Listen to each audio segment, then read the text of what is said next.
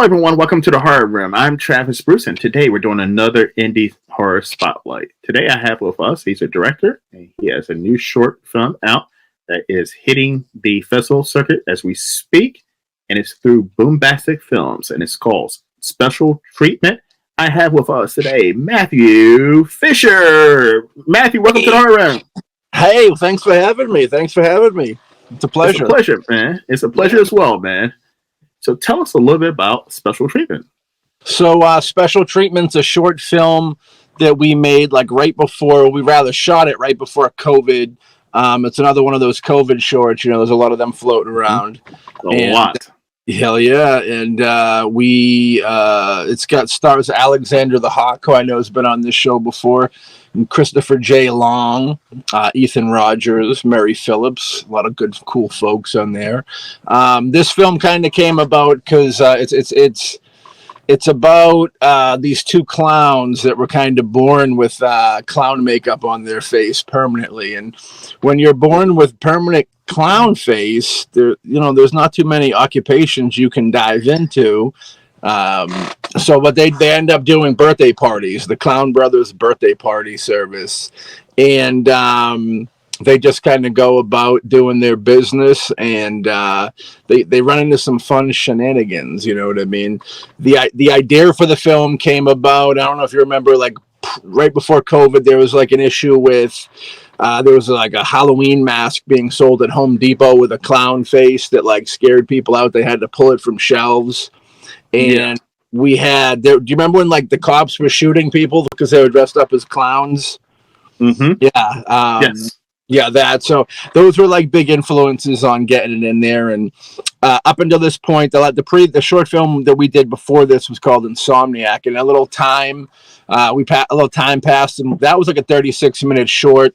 We put that in film festivals, and you learn the hard way that, you know, they don't like them that long. You know what I mean? That's what she said. And so we were like, well, let's try and do like a 15-minute short type deal. You know, we're very happy with Insomniac. I feel like you take the time you need to tell the story, and that's kind of with the Insomniac thing. But with this one, we're like, let's try and do like a festival flick. You know what I mean? Something real fun. Get the gears oiled up again. Get out there, just kind of make a weird, zany, wild, just like it's kind of madness all entwined. Amazing. Now, how long did it take you to production-wise? Production-wise, we actually gathered and we shot it over a weekend. But where then like a week later, COVID came in and shut everything down. The long part of this was the post-production, because like people weren't really getting together, and just getting together, sit down with the editor was, he did some work on his own, but like just getting down, I like to kind of set him off with notes, start it up. He'll do like a couple scenes, then I'll pop back in with him, watch him, give any feedback, and like that. And I couldn't really pop in and do the feedback as much. So it took a little time for that. But once things were starting to get, moving again with the COVID deal, we got it cut up, did some music for it, and then started submitting the film festivals, where it's at now. Now, what kind of feel are we going to be expecting with the short film? Is it going to be a fast, in-your-face, violent fest, or is it going to be a build-up? It's there's kind of a build-up. The plan for it was to just make something wacky. I'll send you a link so you can take a peek. I probably should have done that ahead of time, but it's we all learn from our mistakes, you know what I mean? Yes. But it's just kind of a weird, wild, like fever dream of a film. We wanted to leave the audience just kind of being like, what am I watching? You know what I mean? Almost in like the realm of like, have you seen The Forbidden Zone by Richard Elfman? Yes. So like when you watch that movie for the first time, you're really wondering what's going on. You know what I mean? Mm-hmm. So it's along the lines of something like that. And then it does lead up to, you start to see these crazy characters and they start to unfold, and you're kind of like, well, why are they like this? What's kind of the situation here? And then we eventually start to peel back the curtain of why these characters are this way. Amazing. So what got you into horror filmmaking? I'm assuming you were a horror fan. I'm a horror fan. Yeah, I always, as a kid, my uncles were big horror fans, and I know that when they would go rent movies, like the first movies I remember seeing, I seen a double feature of Nightmare on Elm Street 2 and 3, and it was. I remember like they wouldn't let me leave the room. It was starting to get a little wild for me, and I threw up. It's funny because Eli Roth had a story about throwing up during Alien. And I got to throw up during. It was the scene in Dream Warriors where they slice them open and they use them like a puppet. The kid is a puppet walking through. Oh yeah. Some of that, the veins and the gore hanging out of his arm is some of the, to this day, is some of the most like graphic and intense stuff I think ever put on film. Pretty so intense. I was very sick. Yeah. Yeah, I mean, I grew up on horror. I love the Nightmare on Elm Street movies. Freddy Krueger is my favorite. He's the man. By far. He really is the man. Now, is it tougher for you to make a short film than compared to a full length feature, or vice versa? It's a little less time, but like I feel like getting the locations and getting the crew and everybody, it is kind of like the same.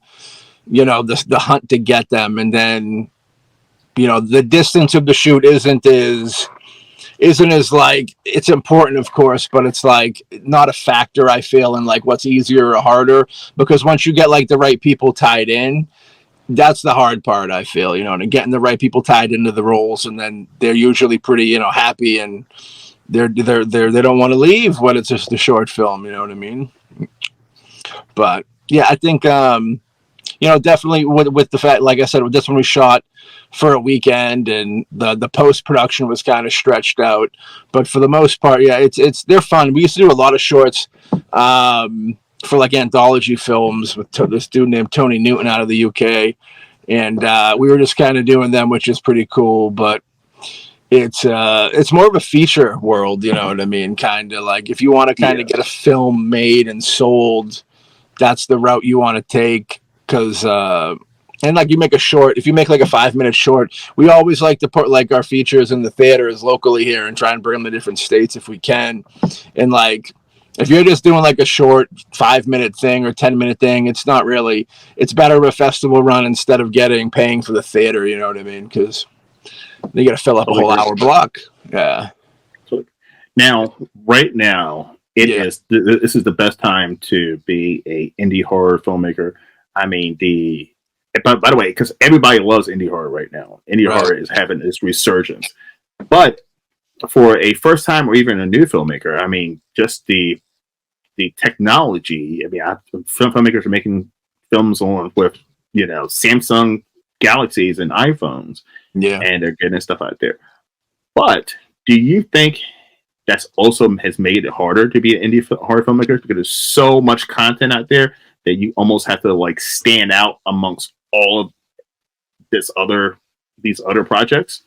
Yeah, I think that it's easier, and like you were saying, in the sense of not only the equipment, but I think that like every little town has a group of people that want to make movies now, as opposed to like in the past, there'd be only like a handful of people that were like interested in. But now I think it's like a bigger thing. But but it's easier it's good in the sense, like with having all those different films, it's not really like, I don't really think it's like oversaturated, so to speak, because there's so many different outlets you can go, you know what I mean? Like depending on what type of horror film, there's different places for you to land, like you can go to Tubi or like a Troma Now, you know what I mean? You see a lot of stuff on like a Troma Now that is it doesn't have to be the most professional stuff, I think that's the beauty of it now, is that there are homes for stuff that are being made by people that might not have the best equipment, might not really quite have a good grasp of what they're doing yet. But I think it's definitely probably the best time to be a filmmaker. So like you said, you can make a film on a phone, shoot it, cut it, you can get like a garage band and make the score. Like it's pretty you know what I mean? It's easy in that sense. But as far as like if you were trying to excel and be like like move your way up the food chain, it's a little more difficult, I feel, just because, you know, everybody really does do it. You know, that whole it used to be a handful of people thing really like stands true when you think about it, because it's like film school. I think that's why film school was so cool back in the day for people, because you get in there with like-minded people and you can, you know, you all make your film, and you know, your typical, you know, you were probably like an outcast, so to speak. You know what I mean? Like you go back to just you and your high school. There's really nobody else trying to do it.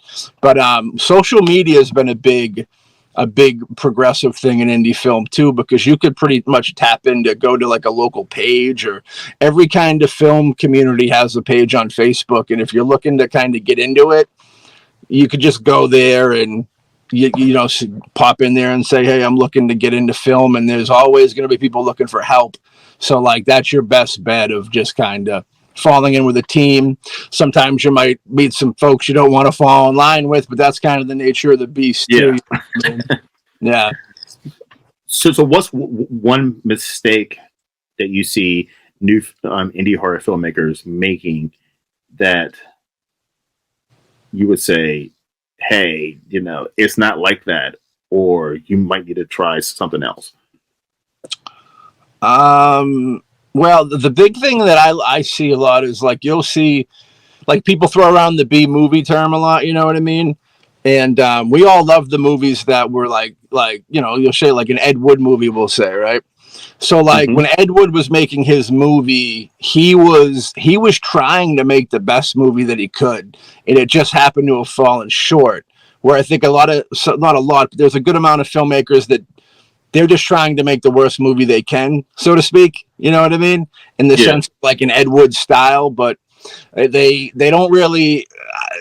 I mean, I can't say it for everybody, but I do think that there's a lot of people that just think I can just shoot this real quick, shoot that. Don't worry about lighting. Don't worry about anything. Just cut it together. And they're more kind of worried about just getting it released and people seeing it, which is very important. But I do think that they kind of lost grasp on the fact that like those classic films that we love, you might call them a B movie, but the people making it were like really trying their best to make the best movie they could. They were trying to make their, you know, the thing that they love, what made them want to make films. And I do think that some people just kind of slap stuff together nowadays.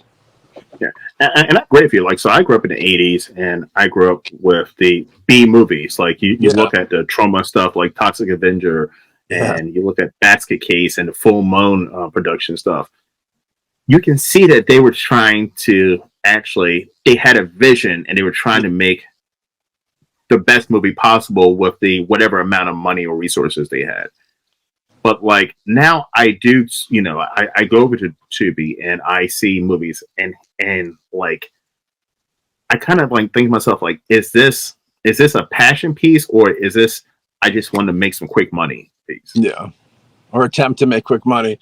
It's like that, like the Amityville, like how that, the Amityville franchise has been raped and pillaged, and they, you know, that they, you know, what started out as a fantastic, you know, first couple of films. Even, I mean, the first one's kind of stretched it out a little bit, but that's one of those. When I see that, I that's kind of a. I don't know about those films, you know, not to shit on anybody, but like, yeah, it's all. It's like one of those things. I don't know. Maybe they are trying, but I do think it's more like what you're saying, where they're just trying to like cash in.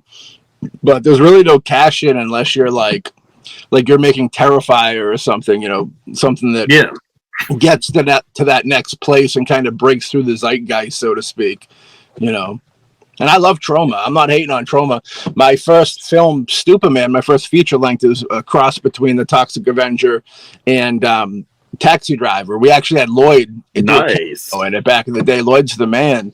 But like you were saying, yeah, like I think through Troma, everything that Lloyd really directs, I think, is superb. I really like it. You know, it has that schlock to it, but like he's kind of the master of that. And then you've got, you know, they've kind of showcased a lot of really cool filmmakers, like, you know, early James Gunn stuff. You know, was it Trey Parker, Matt Stone?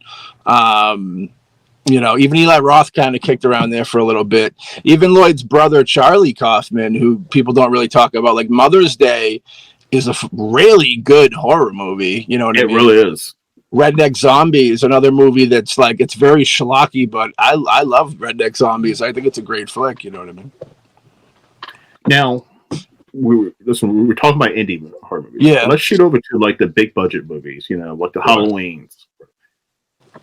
What is going on with big budget horror movies? It seems like they're missing the buzz completely. And like, at one time, yes, you had your indie horror movies, you had your Full Moon, you have your, Puppet Masters and stuff like that. But you also had, great original big budget. When I say big budget, not really, but big budget movies like your Nightmare on Streams, your Halloween. Yeah. But it just seems right now, when it comes to Hollywood, they are latching on to a title like a Texas Chainsaw Massacre and just pumping out shitty versions. It seems like the quality of big budget horror movies are not there anymore. Yeah, it's an exploitation deal. They know that people are going to tune in.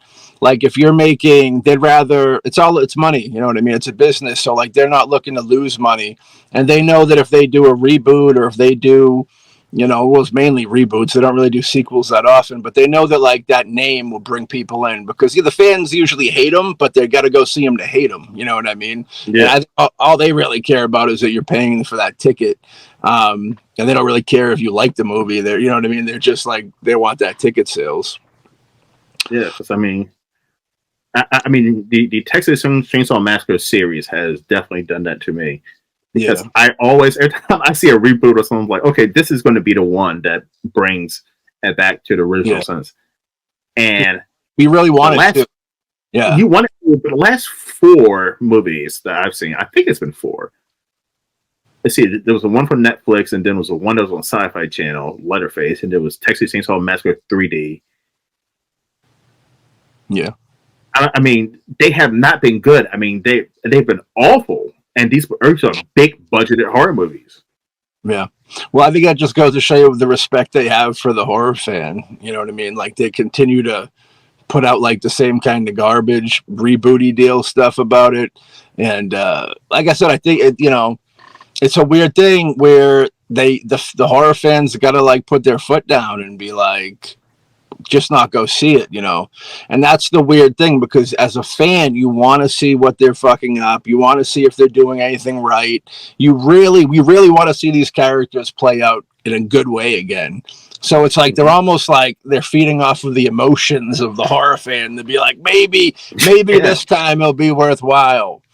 But it all boils down to the ticket sales, and like if people keep going to see them, they'll keep making them, you know what I mean? And then much rather, spend the money on a reboot, because a reboot at least has the name value that brings it back, as opposed to an original idea. I've always thought they should go and reboot like some of the lesser known horror movies, you know what I mean? Like retell those stories that you can go find people love. You can go find something that people love that has enough name value to get people in the seats, but doesn't have to be the 20th Nightmare on Elm Street reboot, or you know what I mean, the 30th Texas Massacre film. Because 2 movies that I've said that I was like, I wish they were reboot. One is The Prowler, and the second one is on Sleepaway Camp. I would love to see a 2024 version of both those movies. The Sleepaway Camp thing is would work now because of it's almost like a hot topic in politics, you know what I mean, so to speak. So I'd love to see what they do with that. I think they'd be afraid, because it's such a hot topic. They might be afraid to go down that road, you know what I mean? Except people don't like it. That it's not just a shitty reboot; it's like a political statement now, you know what I mean? Yeah. But I would love to. Yeah. Yeah, but I would say The Prowler is a less known B horror movie that most people don't know about, but it's one of the greats. It is, and it's got a great premise and everything, and it's when we got Maniac a couple of years back, I was surprised to see that reboot, but I think it was because Elijah Wood was like just a fan and was like, yeah, let's do it. And I really liked the fact that they never showed his face that much like that. I thought that was usually when you have a name actor in there like Elijah Wood, you're going to want to get as much screen time on his face as possible, but staying away from it was such a great creative decision to do. That's one of the better reboots, I think, in the last, 20 years or so. So if a big box office came to you right now and say, Okay. "Listen, we're gonna back up the Brinks truck, and we want you to reboot a horror movie from the past," which one would be the one you do? Wow, what a question. A horror movie from the past That hasn't been rebooted. that hasn't been rebooted, man. What a great question. I wish I could just pause time for a second and run around my house at movies. Man. I mean, I love Night of the Creeps, but James Gunn already did the reboot on that with Slither, pretty much. Reboot. A movie to reboot. I should probably stop looking at the movies because it's jumbling me up. Yeah, I mean, that's a great question. That's almost like a what's your favorite horror movie question. That's a tricky one. Man. Maybe like, you ever see Slaughterhouse? Slaughterhouse, yes. Well, got the big hillbilly dude on the cover? Yes.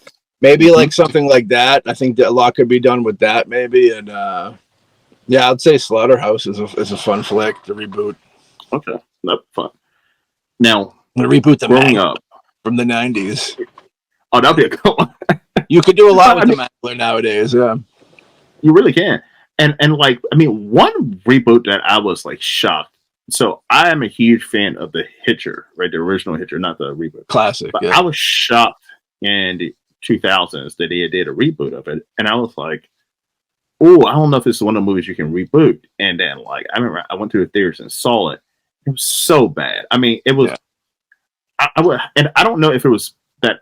Listen, it was bad, but I don't know how bad it was because I love the original so fucking much. Yeah. That it just didn't add. It didn't have the same chemistry that even the actors even had the same chemistry that they did in the original. I agree with that. It was pretty bad, but you can't Rutger Hauer. You can't replace Rutger Hauer. You know what I mean? He has the intensity where he doesn't even have to really do anything. Just his presence is like threatening. You know what I mean? Yes. Yeah. Now there's been. Yeah. What was it? I was trying to think of the actress in that. She was in the Hateful Eight there. Jennifer Jason Leigh. Jennifer Jason Leigh. She was like great in that as like and what's his name? The Outsiders kid there. Oh man. I know his name. I can't think of his name. Yeah. But the original, the Hitcher. I love that. I remember I tried. When I'm a big VHS guy, I was trying to find that on VHS, but I hunted forever to catch that, and I got that at a time. I went to this VHS store that was like it was probably like the size of a gas station, but you go in and it was an old rental place, and it was just wall to wall VHS. The good old days, dude. People that love. People love VHS and horror, man. It's like when you would stumble into some like mom and pop shop that was like in the midst of like closing down and dying. And I remember there was this mom and pop shop close to us, and we'd go in there and they would have a bin of VHS for sale, and you'd go over and you'd take some out of that, and then you'd go over off the shelf. This is probably evil, and then you would just pick something off the shelf and be like, "I found it in the used section," and then you can just get whatever you want.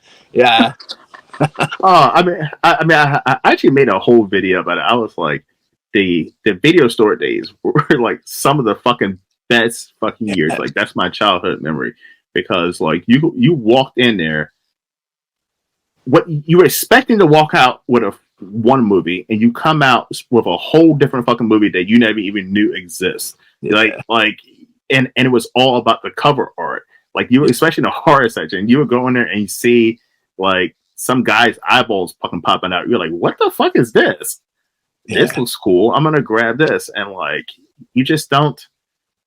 I mean, when it comes to streaming services, you don't get that same feel. Yeah, you can scroll over and look at movie posters, but it's just different. It was different than getting a video and then paying your $4 or $5. And guess what? You were stuck with that fucking movie too. Yeah. You were stuck with that movie a couple of days. It could have been the shittiest movie ever, but you were stuck watching it. And like streaming service, you can put a bad movie on, and in 2 minutes off, you can click out and find something else. Just hope that it's not broken. I would hate getting them when they're like fucked up, dude. That'd be awful.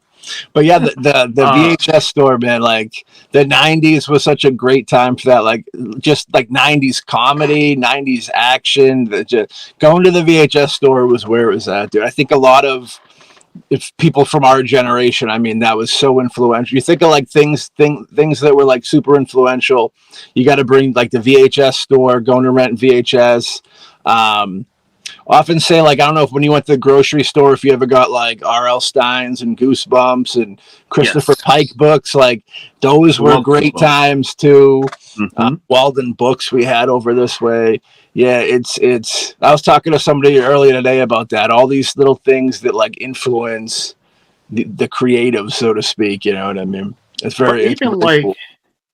Even like Toys R Us and KB toy stores. Like, hell yeah, I would still go into like. I mean, I'm 40 now, but whenever Toys R Us was still open, like if I walked past a Toys R Us, I would still go in and look at the toys and shit when they open because it just brought me back to being a fucking kid.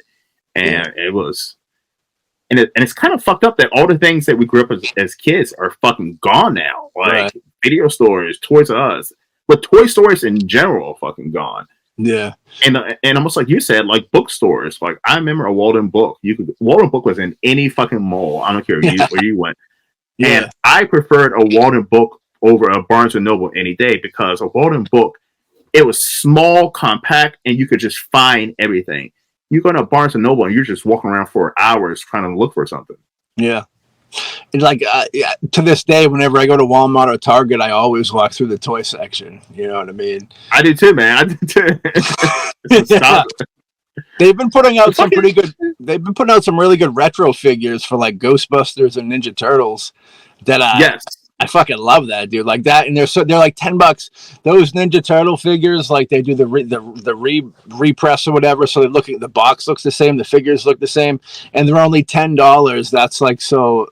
That's probably the happiest I've ever been with a store in like 20, 30 years is like finding these retro things. You know what I mean? But they know it's big money. Yeah, exactly. Because I found a retro Egon from Ghostbusters 2. Fucking action figure, like the original Ghostbusters 2 action figure, and I had Egon when I was a kid, and he had a Slimer with him and everything, and his hair was curled and I was like, oh my god, this is the exact fucking toy from when I was like fucking 5 or 6 years old, and I had to fucking buy it. Hell yeah. I was like, I had to buy it. Hell yeah, man. It's crazy because you'll see the retro. It's funny because the retros are cheap. I think like the turtle ones were 10. I think the Ghostbusters might have been like 15. But then if you go look at the newer action figures, they're like $35, like super crazy. You know what I mean? It's like it's bizarro. But I'm happy. But if you go to a place like Ollie's, I don't know if there's Ollie's where you live at. Nah. Ollie's, it's like not a second-hand store. I won't say second-hand store, but it's like it's where stuff goes to die. You know what I mean? Like, we got Savers. We have a Savers. That's our deal. Savers? Okay, yeah. So we're Ollie's, and you go through Ollie's in the toy section, and you can find like old school fucking toys for like $5 and shit. I'm talking about still in the package in great condition. But do kids even play with toys anymore? Like, I don't even see kids with action figures anymore. Like, I was big into action figures when I was a kid. Well, they got the iPad now. Now they get their head buried in an iPad. You know what I mean? We got the Savers and dude. Yeah. Saver, the heartbreaking as a collector, dude. The thing about Savers and secondhand stores is there was a wave of that killed it, destroyed it. As people, you'd go into Savers and there'd be people just scanning books and movies and seeing what they could get online for it, and then they don't even care about the product.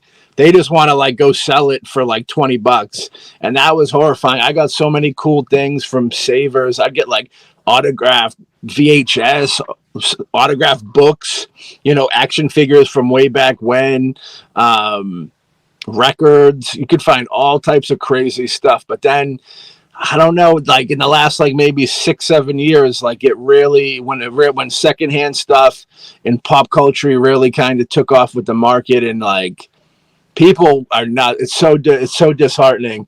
I hate those people so much because they just like, they're like, it's awful. Yeah. I did too, man, because I have my original Sega Genesis from back when I was a kid, and, Yeah. and it fucking works and everything. And like I was like trying to like look online to buy some Genesis games. Oh my god, dude, they're like 85, 100, 150 bucks, $200. I'm like, what the fuck happened? Yeah. And it's because people are reselling them at these high fucking values because there's money behind them. But like, you can get like a Sega Genesis game from the 90s cartridge costs more than if you bought a PS5 game right now, brand new. Like, and that's crazy. Yeah, it's like it's exploitation at its worst. You know what I mean? Flea markets are where you want to go. If you want to go find something cool, go to a flea market, or like you'll see like a mom and pop antique shop. If I see those places, I always pop in. My buddy gave me a call like 2 months ago. He was in a mom and pop antique store, and he found in package. Do you remember when they did the Ghostbuster Monsters line where they had like Dracula and Frankenstein? Yes. And a werewolf. He found 4 of them for $3 each in package. Ooh. Those things, they go for like $150. And I don't mind taking them for $3, you know, knowing the price, it's okay. That's kind of the nature of the beast on their end. But it's like something like that. I shouldn't even be talking about it because these crazy people with the scanning phone are going to go there and like pick them up. But like, those are the places if you want to find something cool, you got to go. A lot of video game stuff, a lot of that. Yeah, your records had a like, big comeback. Yeah, like I'm gonna show you something real quick. It's a toy from the 90s that I found. Let me go over Word on up. the shelf. Do you remember this guy? Is that a Boggins? Yes. Do you remember Yes. Boggins? Yeah, I remember that. I got a fucking Boggins, and I actually got an autograph from Tim Clark, who is the creator of Boggins. Hell yeah. Yeah, he was at a retro convention. I took my Boggins and got an autograph on him. That's awesome. I remember the best horror item I ever found. You know the pull cord Freddy? Yeah. Yes. I've always wanted him. I found one of them in box at a yard sale for $10, dude. And I was like, thank you. Yeah. And it's like it's one of those things where like it's just gonna rot in their basement. Like they don't, you know what I mean? Like I'm sure they don't care. If they knew how much they could get for it, they would be like, they'd probably be bummed. But you know, it's part of the game. It's the game. Don't hate the player, hate the game. You know. Exactly, man. See, man, I'm gonna have to start going to some more flea markets and yard sales now. Yeah, for sure. Well, yard sales took a big hit with the pandemic, but flea markets, boom, big time. I remember I stumbled into like a Fright Flicks. It's when they put all like Freddy and Hellraiser. They did like a horror line of baseball cards. Mm-hmm. I found the whole set for like $10 one day. I found I found like, but you know, you get the baseball cards, but I found like a thing of the Batman baseball cards for like nothing. I got a big like unopened Dick Tracy one from like when the movie came out. Yeah. It all gets to go in the trash when I die. Ain't that great? I know, isn't that worst part? I mean, I look around. I have all these autographed shit, and like I have tons of autograph collectibles. Like I got a Jigsaw mask. There's open autograph by Tobin Bell. I got a mask autograph by all the Michael Myers and shit. And I'm like, boy, when I fucking die, all this shit is definitely going in the trash, or it's either going on eBay or in the trash because no one's going to see the same value in it that I do. Yeah. You'd have to it'd be like you'd have to hold, like I tell people, I said, you know, I get a lot of cool stuff that like when I die, don't just like throw that in the trash. You could probably get some money for it. It would have to be someone would have to come buy the collection, because I don't think anybody's got the patience just to throw it on eBay and kind of wait for it. Yeah. But if they did, there's like some real money there, you know what I mean? Really is, man. I mean I think it's not even a horror collectible. Now, I shouldn't be telling people this because I know. I was like, and break into my house. But I have a collectible that is worth 5 figures. Word. 5 figures, and it is. Oh, I mean, it's super fucking rare. Like, it's like one of a kind, and and when this person died, it wasn't even worth that. It was worth a lot, but when that person died, it just shot the fuck up. Yeah, it just shot the fuck up. Yeah. That's the beauty of some of the stuff. Unfortunately, people are gonna die, but they're gonna die anyway, so you might as well make some profit off of it. You know what I mean? Yeah. I'm just waiting for like Mike Tyson or Evander Holyfield to kick the bucket. That's Yeah. I got their Maybe autograph. Jake Paul. Maybe Jake Paul. Maybe Jake Paul will kill Tyson. I have several things autographed by Mike Tyson, and I'm like, but here's the thing. So Mike Tyson's autograph used to be worth a lot, but Mike Tyson now, I don't know if it's because he's financially, whatever. Probably that's why he's going out there boxing Jake Paul, but he does so many autograph signings now. I mean, he's at horror conventions, Comic Cons, and like, so his autograph. There's so many of his autograph out there that it's actually decreased the value of his autograph. If that makes any sense. Yeah. So like, so I don't think that if Mike Tyson passed away, I think his shit would not even be worth a lot because so many people have it. Yeah. Well, we just started pre-production on a documentary about Peter McNally, the Hurricane, who he boxed in the 90s. Remember that? Nice. Yeah. I'll get that signature on there and we'll get that value up. You know what I mean? Yeah. But yeah, unfortunately you do see that, you know, where like they do, it's kind of a weird catch-22 because I think I think a lot of that will come from times even before conventions where it's just like a fan approaching and signing, or a one-off event where they sign them. But now, and Tyson's bigger than he's ever been right now. He got the podcast, the Hangover movies. Like he's pop culture, you know what I mean, in the biggest way possible. But I think when he's gone, I think his stuff will go back up because there's really no other fighter like Mike. You know what I mean? So I'm gonna say who I have. So I would definitely hold on. I have a Muhammad Ali autographed boxing glove, but it's autographed Cassius Clay. Which you know, he stopped signing it, Cassius Clay. Yeah, when he converted over to a Muslim. So he autographed Cassius Clay, and I had not seen there's no other fucking Cassius Clay autograph glove out there, anything, and it's authentic, it's well authenticated and everything, but like, yeah, it's worth big money.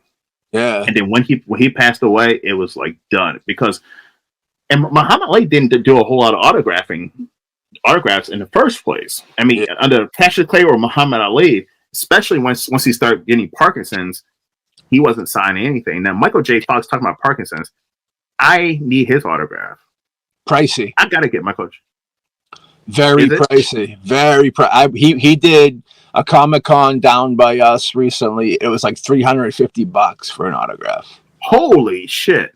A lot of it goes to his charity. That's why it's so steep.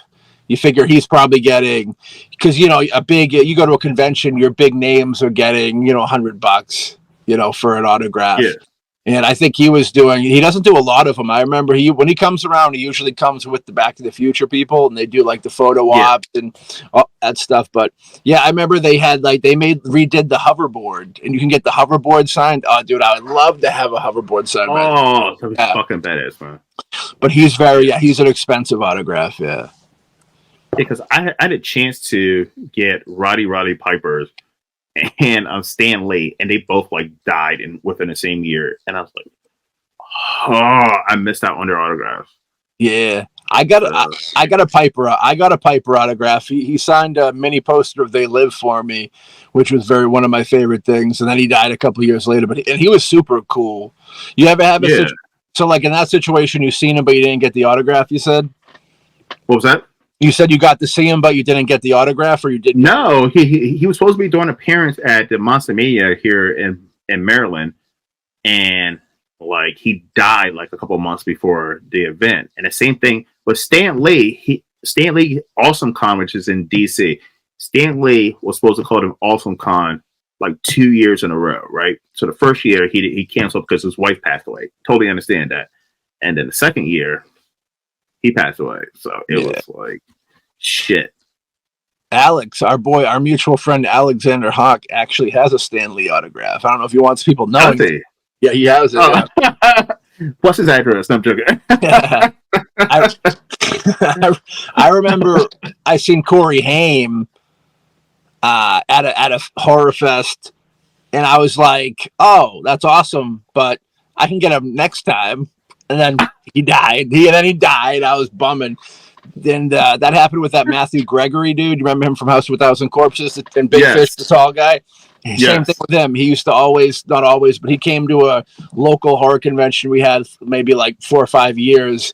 And you're always, you go to those things, you get tapped out, you buy a lot of shit, you don't get a lot of money, you go, all right, next year I've got it. Definitely next year. Next year. And then the person Carl Weathers was mine recently. I was supposed to get I was going to get his autograph last year. But I'm like, he comes to this convention every single year. I'll get it next year. Yeah. And he passed away. But Sid Haig, I'm so glad that I got his autograph. And I got a picture and an autograph of him. And he actually charged me. I'm sorry, go what'd you say? He didn't charge me anything for the picture. He just charged me for the autograph. I think it was like $20 or something ridiculous. Like he looked really sick. Like he looked sick. And he passed away like a couple months later. But I was glad that I was able to get his autograph. He's a horror, icon. Icon. Yeah. And I was even outside of horror, he's legendary. You know what I mean? Yeah. So, I got a fun little Sid Haig story I always like to tell. And it's a horror convention, and we were going to a horror convention, and my buddy was on leave because during like the Iraqi conflict type deal. And I remember that when he was over there, he got like a bootleg copy of Devil's Rejects, and he brought it to the convention because it's kind of, you know how people feel about bootlegs. You know what I mean? They're like, "What the fuck are you doing?" But it was like the only thing he could get over there, so it had special value to him. So we're going through the lines, and I won't say there was some people that weren't too fond of the fact he had a bootleg, but I remember we got to Sid Haig's table, and he was like, he looked at it, and he looked at him, and he's like, "What's this?" And he's like, "Well, I got this over in Iraq." And Sid stood up, shook his hand, thanked him for his service, and gave him the free autograph. And I thought that story always, stays with me, because it's like there was other people giving him the side eye. And it was just like, it was kind of a beautiful moment. You think about those times, and it's like going to conventions, you definitely, you stumble into people that are like faking the funk. Like they're just being friendly. You can tell when they're just being friendly to make money. Mm-hmm. But like there's certain people like Sid that were very cool. Like Marilyn Burns, rest in peace, her too. She was a sweetheart. And I remember she would keep like a pile of 8x10s that if you went to her table and you didn't have the money for an autograph, there was a certain picture she would pull out and sign for you, and stuff like that's like really cool. Oh, that's fucking awesome. Yeah, it's a beautiful thing, because like unfortunately, I think some horror people, not all of them, of course, but I think there's a small percentage of people that might not appreciate their work in that film or the fact that they're known for that film, and like, it can be a little weird with someone who loves it. You know what I mean? So it's always like, I love hearing stories, like good stories. There's a lot of good people out there doing it, but every now and then you do hear troublesome stories of people getting crazy or rude. You know what I mean? And it's weird. It's like they're there it's there, but I think it's like I've talked about it with people before. I think it's kind of like in a situation like them, it's like they came up in a point where like they really understand and appreciate the fan. It's like the fan doesn't have to be your fan. You know what I mean? I think nowadays a celebrity's kind of like, I'm what you watch on TV. So yeah, you got to kind of, they're going to come just get my autograph no matter what. You know what I mean? But I think that some of those more old school horror celebrities and just all genre celebrities, I think there's more of an appreciation for like the fan, the person that sticks with them and supports them and wants to go see them and say, "How you doing?" Huge fan, having a good day, all that good stuff. You know what I mean? Yeah. Now I'm gonna make a video of this probably up next week or week after. But like, I go to a lot of horror conventions all throughout the country. And by the way, here at the Horror Realm, we're gonna cover every single horror. We're gonna cover every single horror convention in the country at some point. So, Oh yeah. so like, look out. So we'll be covering different horror conventions, walkthroughs. But Oh, yeah. like, I have gotten kind of fatigued from horror conventions, or I should say, let down from horror conventions, because I remember going to horror conventions years ago, right? And it would just be a small group of weirdos like myself who were really into horror, hardcore Yeah. horror fans. And like, you would tell people, oh, you'll show people a picture of you and Freddy Krueger. They're like, well, where the fuck did you get that at a horror convention? Where's there a horror convention? Like, people did not know it was a thing. But now these horror conventions have made it like a mainstream thing. Like, you go to a horror convention now, it's wall to wall people, packed. It's not people who are fucking horror fans. It's casuals there. And then also too, one of the things they do, and I get it. It's about making fucking money. Horror conventions want to make money. It's not about the horror fans anymore. It's about making money. Yeah. And they start bringing in motherfuckers like Kiefer Sutherland and these big name fucking people who, or the Backstreet Boys or some shit like that, and it's drawing in. And I get it. They want money from people who are not fucking horror fans. It's a cash grab now. But you just don't water down the product, because now you turn off the real horror. You turn off the hardcore horror fans. Those are the people who are going to spend the most money there. They're the people who are going to get the autographs.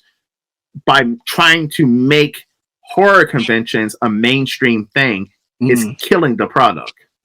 Yeah, it's exploitation. I kind of think that horror TV is what ruined it, if I can be controversial for a second. But I think things like The Walking Dead and American Horror Story is kind of like what ruined it in a way, because it's, I don't know, it's just like they flooded it, like you were saying, with like the bigger names and stuff like that. And it is so exploitive, because like you can't. I remember when I started going to conventions, you'd pay like $20 to get in. You'd get the autographs were like $20 at tops. I remember the first time I met Kane Hodder, I paid $5 for an autograph. You know what I mean? And like $60 down. Now he charges. Kane's a good dude. I worked with Kane on a film, The Haunting of Alice D, a few years back. Kane's a super good dude, and I think that it's like that buyer's market, if you will, where like I think they're encouraged to up it up, because they're all kind of at that weird. Nobody really does.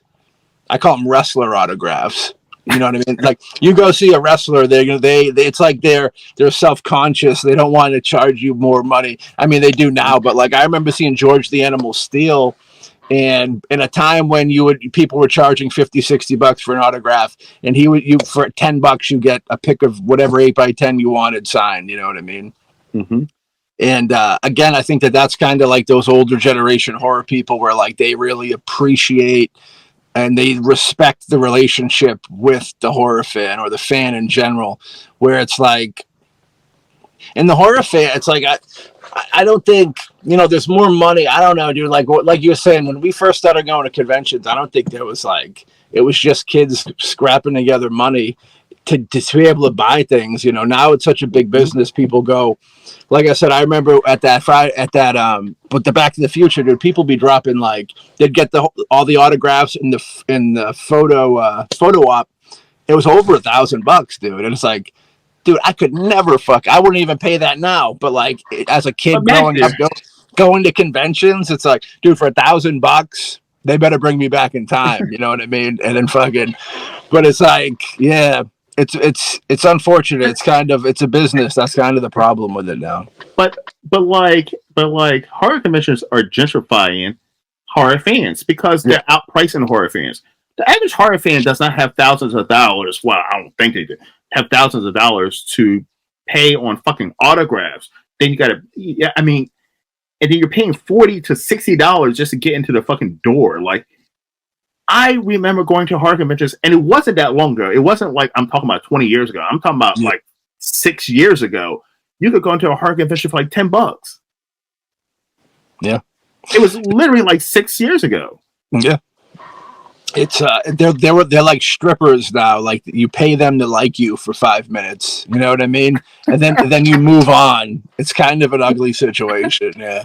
And there's so many fucking horror conventions now. Like, and they all place each other. They all place themselves on the same fucking weekend. So now you got to pick and choose which horror convention you go to. Yeah. What do you think about cosplay? When I see a cosplay person selling their autograph, I always go, "What the fuck is going on here, dude?" Like somebody dressed up as Freddy Krueger. Like, what the fuck are you doing? Are you gonna be all right?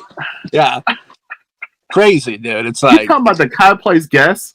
Yeah, like they try and pass off a convention as just cosplay people. It's like, what's going on here, dude? What the hell? I don't get that either. I don't get that either. Yeah, because I do go to conventions and they'll be like, "Oh, we're gonna have Vivia Jones, and she's a cosplayer who dresses up like fucking Elvira or something." And I'm like, "But that's not Elvira. Why the fuck am I going to pay for a random woman dressed up like Elvira, like for her autograph or picture?" Everybody gets a trophy. Everybody gets a trophy. It's like that, you know what I mean? It's a weird deal with it's like, dude, I see that. And I remember the Walking Dead people, like they were like extras were charging outrageous money for autographs and stuff. It's just an extra in the Walking Dead don't care about a horror fan. You know, they probably hate the fact that the horror movie a horror show they're involved with. Mm-hmm. But it's like, it's very exploitation. It's terrible. We were talking about King Hatter. Do you know the one person I feel sorry for? And he's always sitting right next to, I can't even think of his name off the top of my head. But there's this guy, and I want to say his name is Steve Nash or Snache or something like that. Okay, you go to any horror convention, his desk is right next to King Hatter. And I cannot tell you who he is or what he's ever started or anything. But he's always there, and he looks sad because you see the line for King Hatter, and no one's ever getting an autograph from him because I don't think no one knows who he is. Yeah, he played Jason in like 4 or 5 or something like that. That's that Nash dude. But yeah, dude, there's nothing more sad. It's than going in and just seeing them at their booth alone. It's like a fucking dog, like a dog in a kennel. You know what I mean? It's just look at their phone. Just look at the phone like this, and like it was like when the remake of It came out, the little boy with the yellow jacket. Yeah, I would see him at conventions all the time, and he was like, I don't know, he was like kid, and I don't know why his parents would even send him to that and put him through that. But no one was going to his line ever, and at one point I was like, boy, should I pay the $20, $30 or whatever and just get a picture of him? And then I was like, no, because that's a little creepy. I'm a grown ass man with a picture of a little boy. Like, what? Where am I going to put that at? You know what I mean? Yeah. Yeah, it's hit or miss too, because like I remember going into a convention once and seeing like William Forsythe, who's great, you know, in horror, out of horror, superb actor, and he just sitting there twiddling his thumbs, nobody at the booth, you know what I mean? And it's like, you need to go up and just talk. I feel weird. I feel very weird going up and talking to people and not buying autographs. Like, I appreciate all of them, but like, I feel like I'm wasting their fucking time and they hate my guts, dude, when you don't buy an autograph. It's like, you're an asshole. Yeah. It's such a weird feeling. It's like, you're trying to, it's like, rest in peace, Virgil, the $1 Million Man's bodyguard. He just recently died. But like, I would see Virgil. Yeah. Hell yeah. Virgil would be at every damn convention and there'd be no fucking line. And like, the worst thing you could do is give Virgil eye contact. That's the worst thing you could do is give him eye contact. You give him eye contact, he is coming up to you. Hey, you want this? Blah, blah, blah. And it's only $60. I'm like, $60? Like that's the worst thing to do was give him eye contact. But I felt bad for him because he was at every damn convention. Yeah. And he would never have anybody in his line at all. I heard stories of Virgil, and I love Virgil. I used to talk to him on the Instagram, you know, not that it's anything cool or anything, but I used to keep up with him. And I remember hearing a story that you'd like go to he'd wave you over to his booth, and he'd be like, "Hey, how you doing? What's your name?" And you'd be like, "Matt." And he'd be like, "Cool." Sign the picture and be like, "You owe me money." Oh! That's a good move. That's a good move. It works. I mean, we're going to say no. It's like you're paying for the moment, like that weird memory, you know, that experience. It's good. But yeah, the worst thing you could do with Virgil, I mean, rest in peace, but was give him eye contact. Like he was like one of those salespeople when you go to like a fair or something. The people like people doing the home improvement people or something. The worst thing, or the car insurance people, the worst thing you could do is look at them. You know what I mean?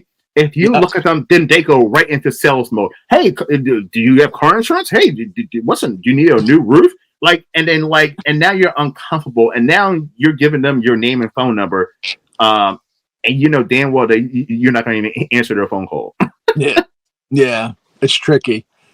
Rest in peace. You still give them icon under rest in peace, Virgil. Yeah. Okay, Matthew, where can everyone find you, my friend? All right, so I'm on social media, but we got the Boombastic Media YouTube page. That's our big thing, and then we have a Patreon page at Boombastic Streaming, Boombastic with 2 O's in both circumstances.